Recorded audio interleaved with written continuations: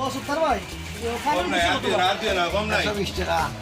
তোমার মাথা কিনা ঠিক আছে নি পুরা মাথা ঠিক আছে আমি কিনা তোমার করে যাই লাগি কিনা বুঝলে লেও না বুঝলে আড়ো এটা কি আইনা মুম্বাই চলে গেল বুঝলে লেও না বুঝলে আড়ো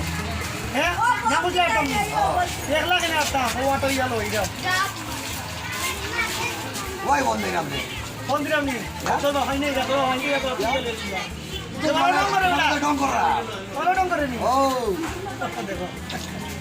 আপনারা আজকে যা দেখলা